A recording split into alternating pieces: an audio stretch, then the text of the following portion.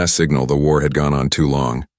The Allied fleet of the Kestri and their shattered partners drifted in the silence between dying stars. Every ship bore scars, armor peeled away like burned paper.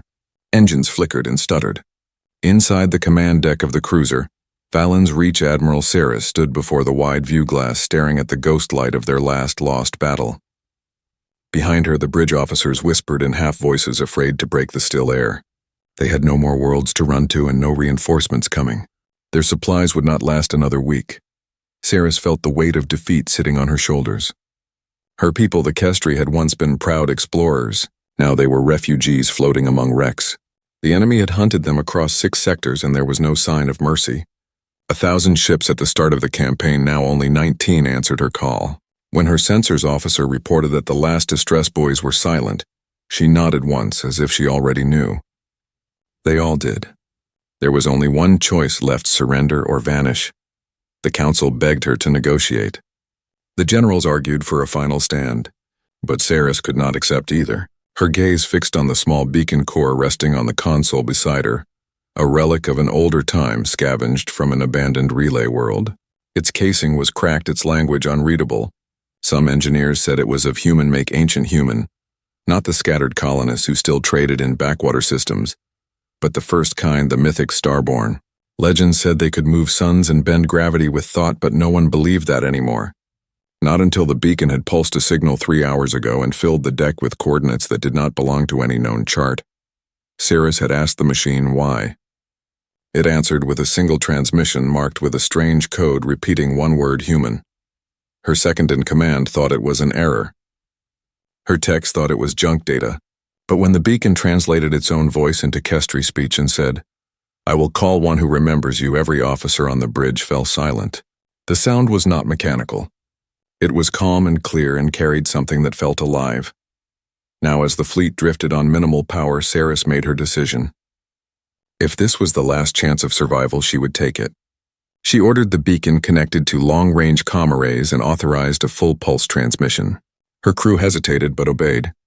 A soft hum filled the air as the beacon brightened, its fractured runes glowing like blue fire. Across the void, the signal raced through broken networks and ancient jump lines, reaching for something or someone forgotten by all. Hours passed without reply. Tension grew like a storm waiting to break. Saris walked the deck, speaking to crews, reminding them that courage was not about victory, but about standing until the last light went out. When she returned to the bridge, she found the beacon silent again, its glow fading. Her officers looked down defeated.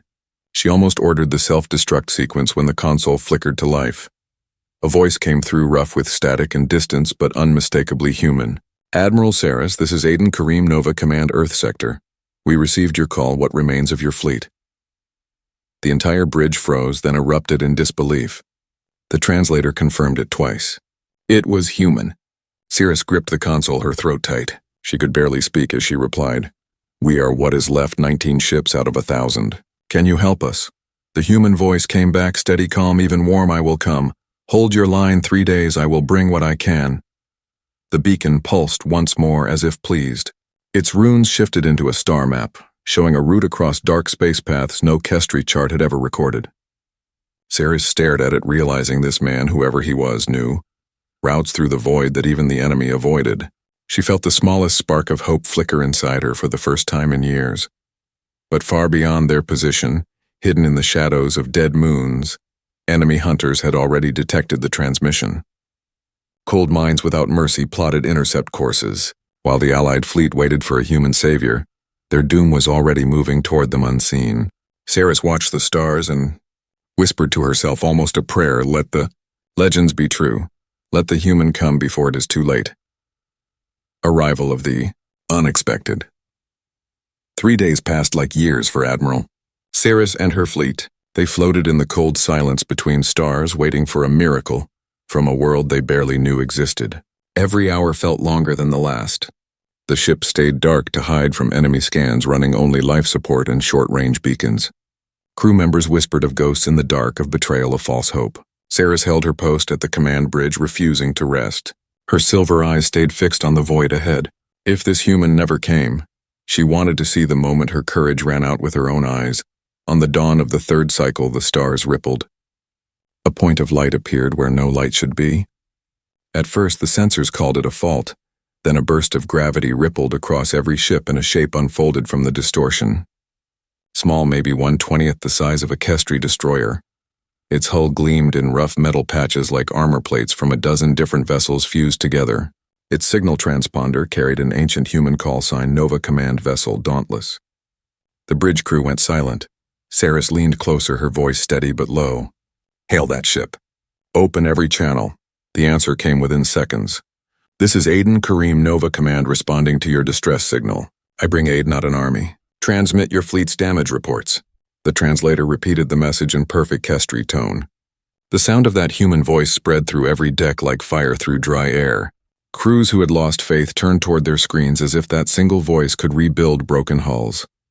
The Dauntless approached without fear, weaving through wrecks that had drifted since the last battle. It released small drones that streaked toward crippled ships, trailing lines of blue light. The drones attached themselves to reactors, patching holes with fields of transparent matter that shimmered like glass. The power readings rose. Dead ships came back online one by one.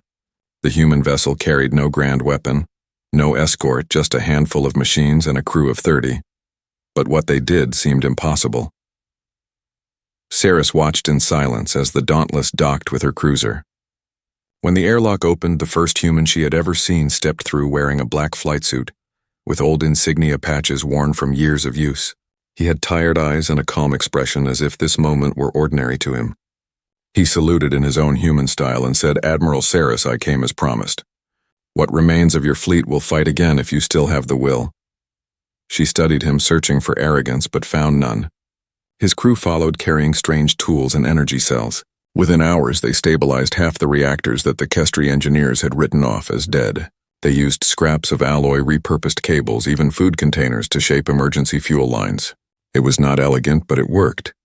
When one Kestri officer asked how their methods could be so crude and so effective, Aiden only smiled and said, "Humans are good at making something from nothing.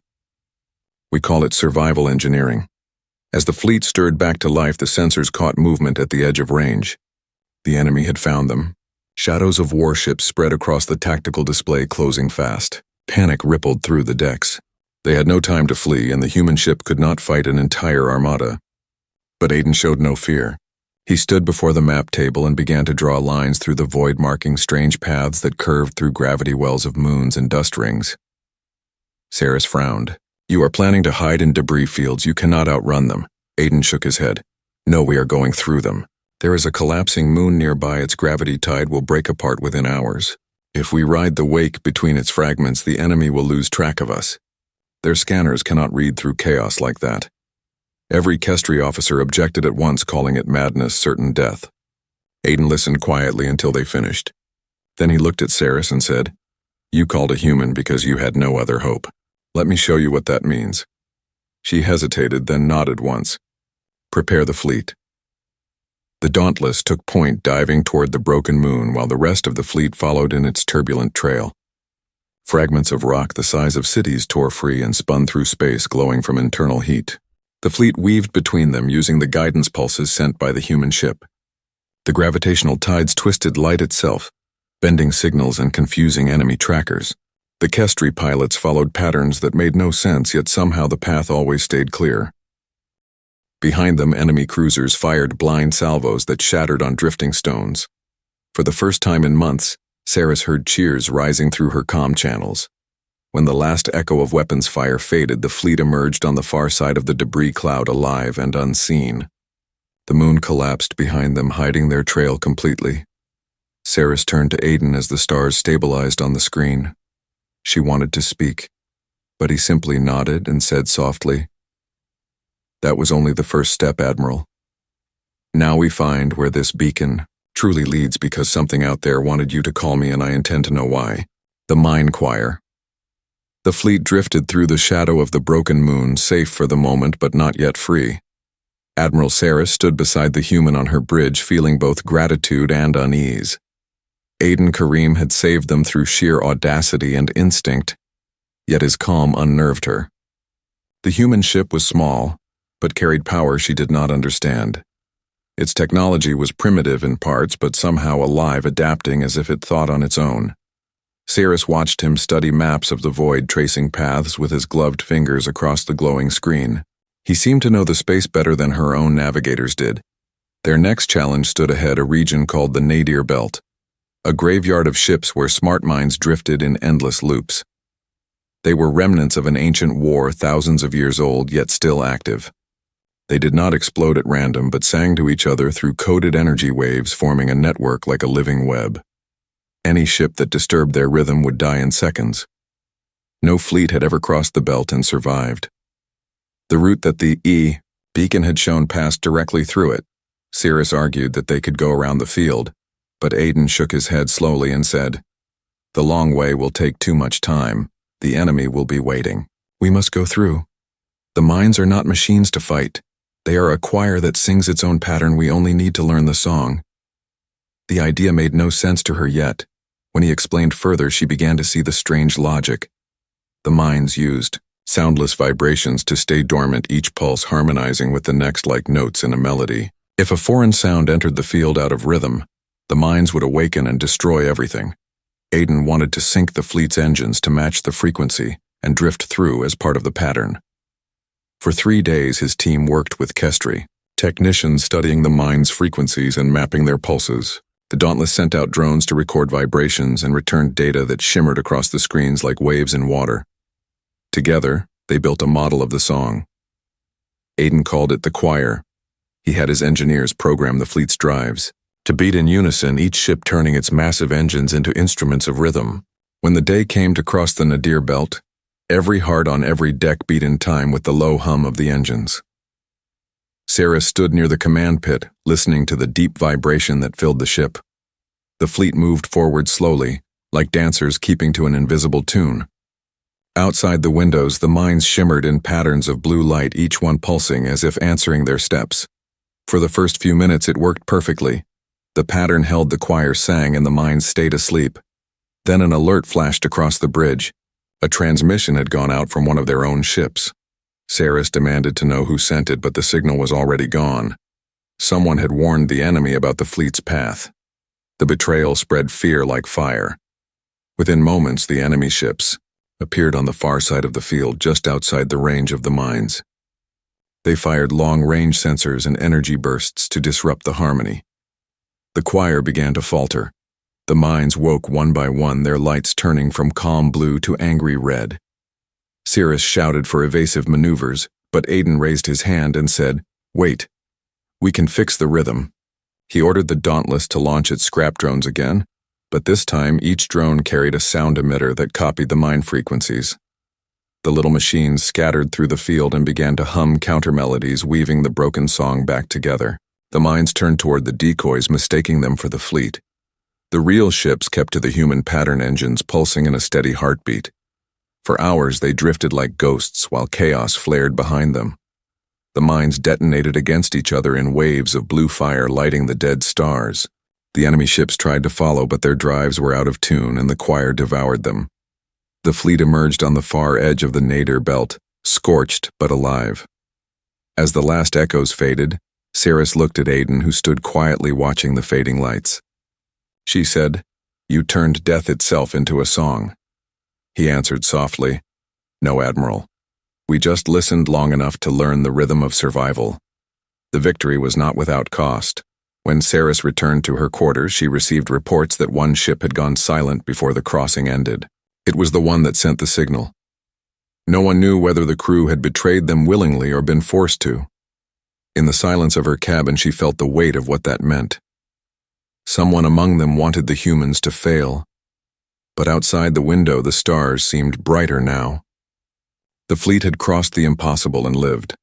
The legend of the human was spreading through every corridor, whispered like a prayer. Cirrus felt it too, a strange hope that the stories of the Starborn might one day be real again.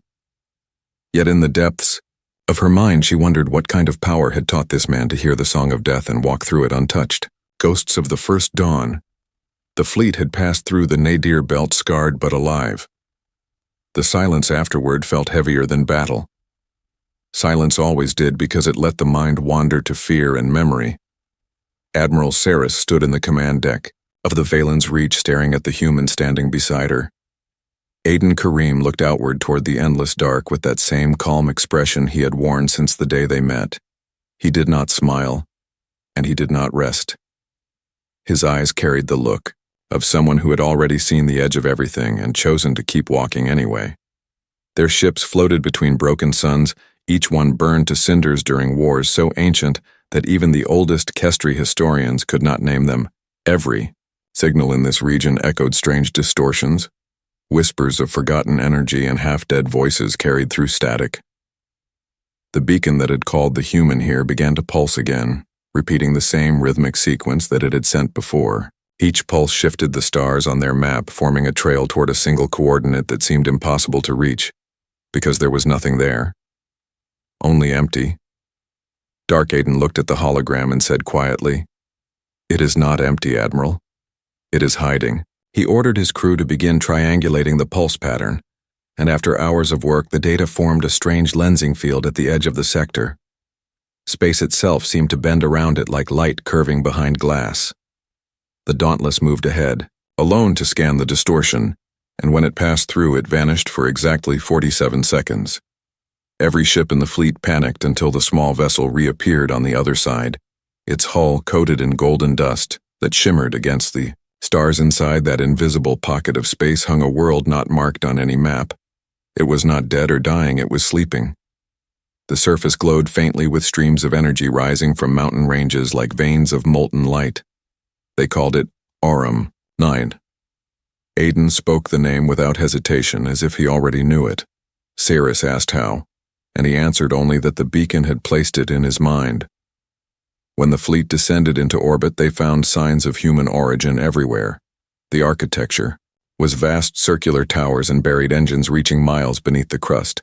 There were no living inhabitants, only dormant machines waiting for a signal to wake them.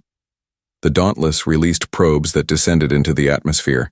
Each one reported the same thing: the entire planet was built around a single central structure, a star engine larger than any ship ever made. Aiden requested permission to land on the surface.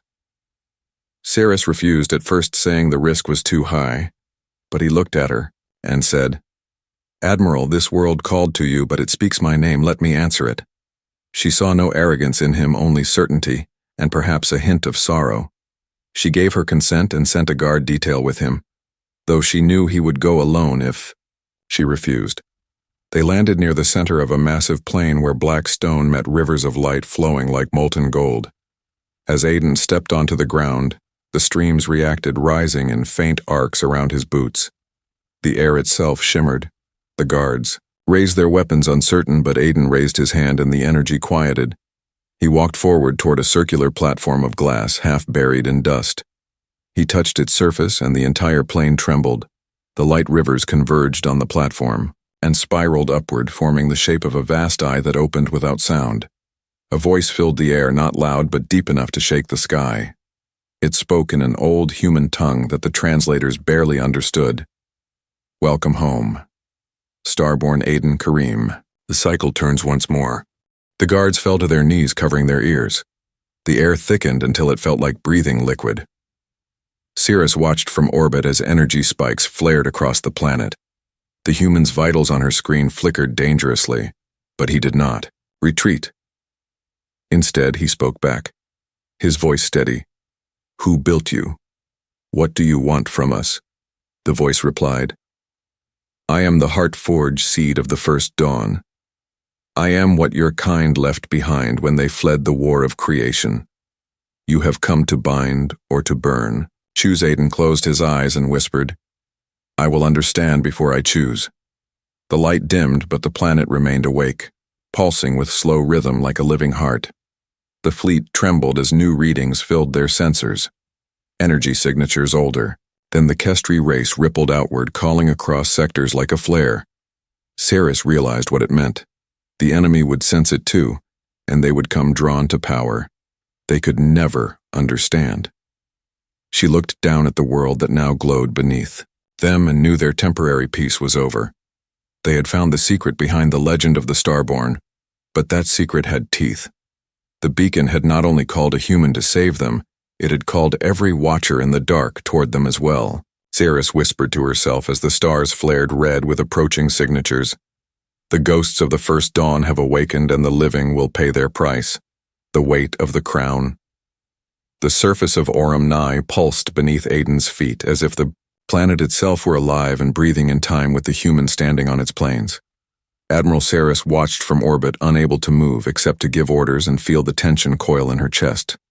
The heart forge had awakened, and the sensors of every ship in the fleet went wild, reading energy streams older than any recorded star system. The Kestri engineers could not make sense of it, and the enemy fleet moving through nearby sectors would not need explanation to recognize the presence of unimaginable power. Aiden walked slowly around the circular platform of glass, touching the smooth surface and feeling it vibrate in a language older than words. He closed his eyes and whispered to the heart forge, as if speaking to a companion that had been waiting for him alone. It responded in visions, not in sound, flashing images of ancient starships shaped by human hands spinning in gravity, wells and bending energy into shields so powerful they could hold against entire fleets. The power was raw, yet it demanded something that frightened him. Admiral Saris knew what he faced was no ordinary weapon.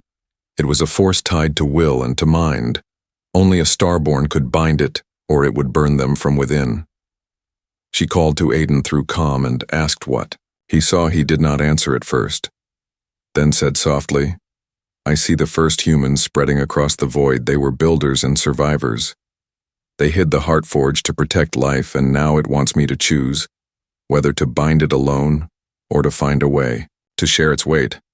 Zahra, the engineer who had followed him from the fleet, landed nearby carrying a small console of tools.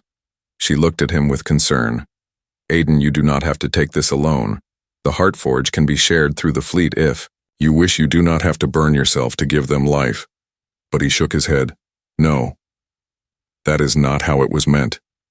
The Starborn binds the heart forge alone, or they fail.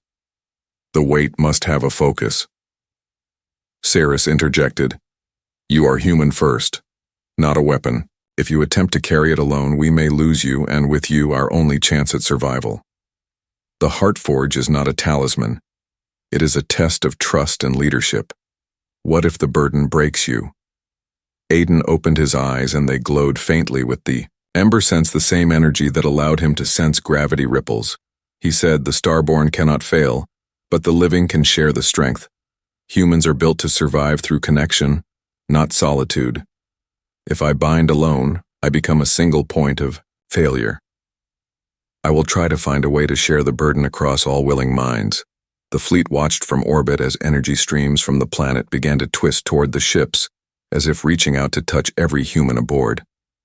It was dangerous for any unprepared person to touch the heart forge, but Aiden guided his hand to a small crystal panel and began to draw lines from himself outward, connecting ships and crews in a network of glowing threads, like a conductor orchestrating an invisible symphony. He murmured instructions to adjust shields and pulse engines to match the frequency.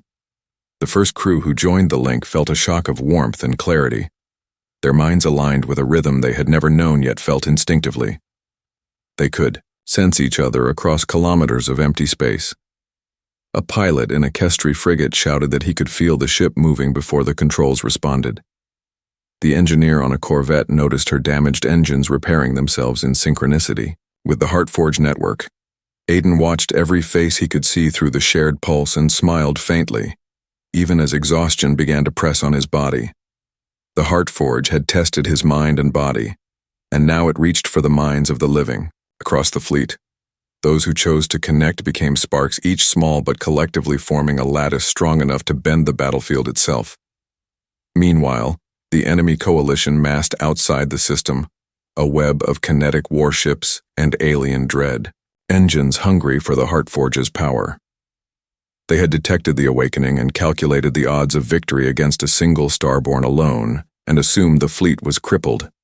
They did not know that the Starborn had become many in thought and will, each ship acting with a consciousness that was united yet still human, each crew reacting in anticipation of the other. Ceres realized that this was not merely defense. It was a demonstration of what humanity could do when pushed to the brink. The HFY core of adaptability and will combined with the heart forge made the fleet capable of feats previously unimaginable. They could shift trajectories mid-battle, bend gravity lanes to deflect fire, and turn asteroids into shields and projectiles. Simultaneously, a single human mind could not have achieved this, but 100 aligned with ember sense and courage. Zara stood beside Aiden and said softly, "The cost is still high, even shared." He nodded. "I know, but the living can bear what? The alone cannot. The Heartforge wants life, not death. Its test is not power, but connection." Outside the atmosphere, the first waves of enemy ships approached. Their weapons ignited the void with long beams of deadly energy. Aiden and the fleet responded. Instantly, engines pulsing in the rhythm of the shared Heartforge, threads of light arced between ships, bending gravity and redirecting shots. The enemy found themselves firing blindly as debris and energy waves twisted reality against them. Ceres watched the display and felt something she had not felt in decades: hope. She knew the battle was far from over, but for the first time she believed that humans had come to prove why they were called Starborn, that they could rise against the impossible, not because they were the strongest, but because they refused to be alone. The Heartforge pulsed stronger through Aiden's hands, and he whispered the command to all who would hear and share: "Hold together, and we will bend the storm." The ships thrummed, in unison, responding to their new rhythm. The test had begun. The weight of the crown was shared, yet still heavy. But the living were ready, and for the first time in this war, the stars themselves seemed to pause and watch fire in the blood.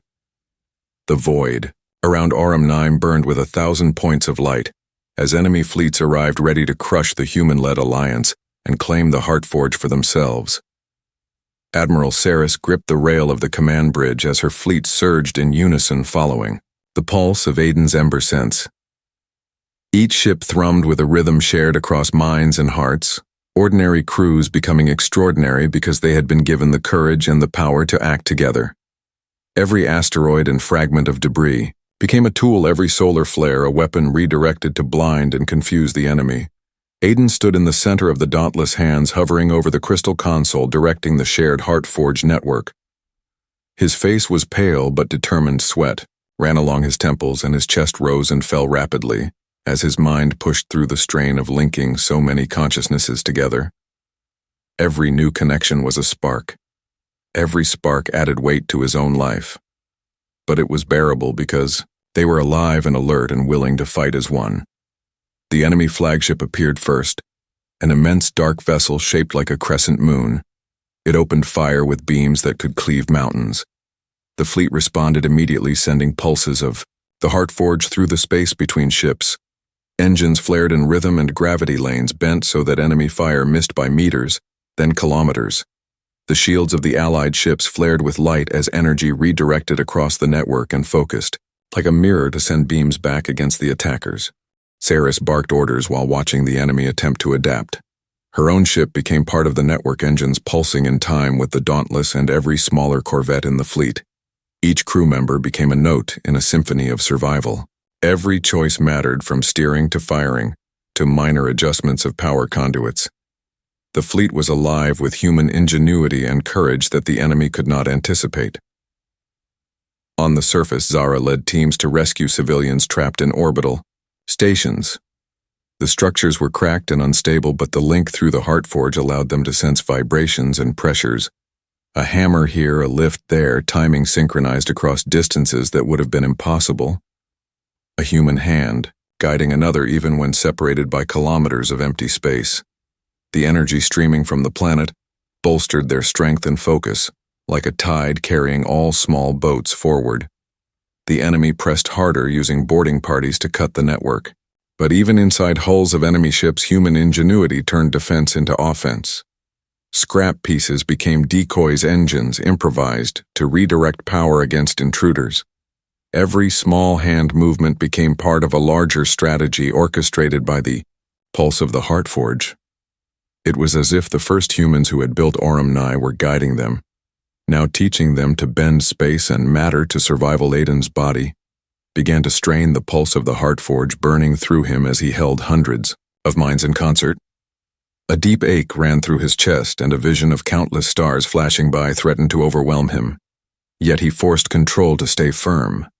His mind became a focal point of fire and blood. Yet through it, he could feel the bravery and hope of every connected soul, the rhythm of hearts and minds guiding power into a blade that could cut through fate itself. The enemy flagship breached Ceres's flagship, boarding parties swarmed, but the Allied crews responded in perfect timing. Aiden directed pulses through the network, creating microgravity shifts that made enemies stumble or float into traps, impromptu kinetic barriers appearing out of nothing. Each maneuver precise yet fluid, like water flowing around obstacles. He could feel every heartbeat of the connected humans, and through their courage found his own. Despite the chaos, Aiden noticed moments of quiet courage, small heroes rising everywhere, a pilot using her last engine pulse to push a debris field into the path of enemy fire, a technician rigging a failing shield to redirect energy to protect a neighboring vessel, a miner-turned-soldier tossing impromptu grenades to block a corridor. The Heartforge amplified these actions, connecting them into a pattern far greater than the sum of its parts. Ceres shouted across comms, "This is it. Hold together, everyone, push the pulse." Aiden's hands glowed faintly as he sent the final coordinated wave through the fleet. The Heartforge fired like a pulse of living light, bending gravity and energy across the battlefield. Enemy weapons, misfired beams turning inward, debris fields flung back, crushing attackers. Their formation broke and panic spread as the network of humans proved faster, stronger, and smarter than raw force could overcome. Inside the dauntless, Aiden's vision blurred. He felt the toll of the Heartforge, every pulse a strain. Yet he would not let go. He whispered to Zara and Ceres, "I am alive because they are alive. I am fire in the blood of every human connected here and now." The enemy flagship shuddered and veered back, fleeing the impossible control they could not match. Every crew aboard the Allied ships had become an extension of the Starborn's will, and the battlefield itself had become a testament to human ingenuity and courage. When the last of the enemy retreated, the fleet floated in silence for a moment, the void calm except for the faint hum of the Heartforge pulsing through the minds of all connected. The victory had not been easy, but it had proven what humans could do when their will was united. Ordinary beings acting as one extraordinary force capable of shaping fate itself. Aiden leaned against the console, exhausted but smiling faintly. He had burned and bled with the fleet, but together they had survived and turned the tide of war with nothing more than courage, intelligence, and the rhythm of living hearts. The dawn we choose. The battlefield around Aurum 9 was quiet now, but heavy with tension. Every ship in the fleet bore scars of battle, but all were alive and moving in perfect coordination. The Heartforge still pulsed through the minds of every human connected, from the Dauntless to the smallest corvette, and even those on the surface directing civilians and orbital stations. Each pulse carried the memory of fire, the sound of courage, and the rhythm of survival that had turned impossible odds into victory. Aiden stood on the deck of the Dauntless, exhausted but steady. The strain of holding hundreds of minds together for so long had left his body trembling and his eyes glowing faintly with ember scents. He looked out at the Allied fleet and the planet beneath him and realized that the victory had been shared. It had not been his alone or the fleet's alone. It had been every human who had chosen to act and connect and trust in one another. Admiral Ceres spoke over comms. "The enemy has fled for now, but we know they will return. They will come for the Heartforge, if we leave it unguarded." "What do you propose?" Aiden replied. "We do not leave it in one place nor one mind. We will share the pulse across every willing human across human worlds. Let the Heartforge be the spark that unites us, not a weapon that isolates us." The fleet responded instantly as Aiden extended the connection beyond Aurum 9. Each ship sent out signals through the shared network, and every human who wished to join touched the pulse. The Heartforge expanded into a lattice that stretched across space-bending energy lanes and linking distant worlds like a web of light and will. Ordinary people became extensions of the Starborn network. Miners, pilots, engineers, farmers. Every hand and mind capable of carrying a spark became part of the collective rhythm. Zara watched Aiden and whispered, "You have made them all Starborn." He smiled faintly. There is no single Starborn anymore, only the dawn we choose to light.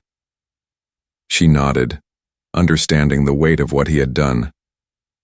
The burden had not been borne by one but shared among many, and in that sharing had come not only survival but unity and hope. The enemy fleet that had once seemed unstoppable had returned only to find themselves met with impossible coordination. Fire was redirected. Kinetic attacks bounced back against the aggressors and gravity lanes twisted unpredictably. The combined human minds anticipated movements before they happened, improvising and reacting in ways that no AI or alien commander could match. The enemy could not understand that they were not facing one Starborn, or even a fleet of Starborn, but a living network of courage and thought, bound together by Will Saris's voice came steady across all channels. Hold formation, keep the pulse steady, do not falter. The fleet responded in perfect unison. The heart forge pulsed through every human as if echoing the first beat of life itself. Each pulse a heartbeat, each heartbeat a choice. The choice to fight, to survive, to help one another.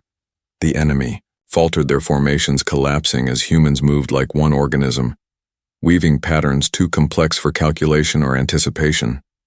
When the final wave of enemy ships broke and retreated, the Allied fleet held in orbit over Aurum 9 like guardians of a new dawn. The heart forge continued to pulse, but no longer in the hands of one human, but in the minds of many, a distributed power that would defend, not dominate, a living network of courage and intelligence across human worlds.